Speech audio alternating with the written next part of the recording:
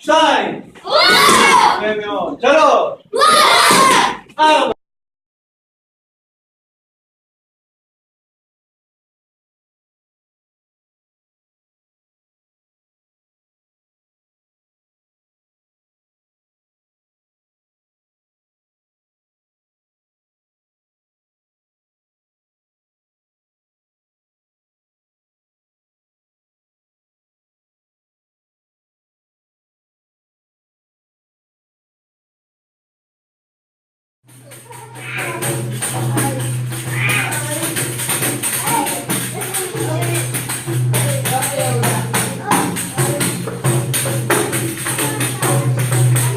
מעולים.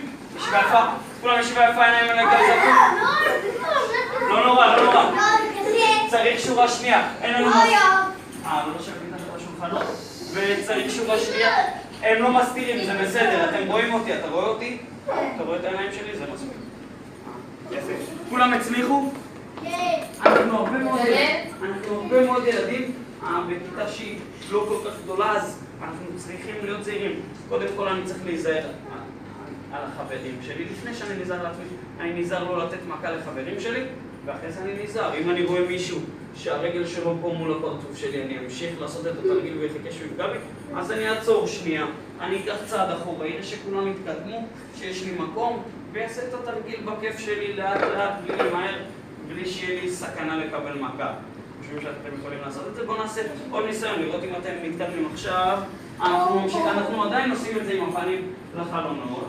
הפעם לא כולם יצאו ביחד, וכולם יהיו זהירים לא לפגוע בחבר. אני רוצה, אם מישהו יקבל מכה, אני רוצה שהוא יגיד לי, וזה תהיה פסילה אחת. אז יהיה נקודה רעה לקבוצה. יכולים לנסות? לא לגעת אחד בשני. פנים אליי.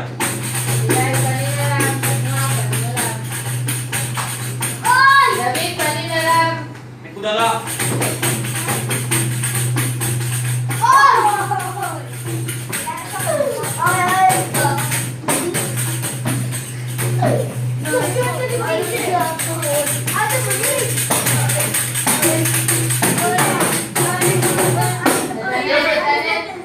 ישיבה יפה.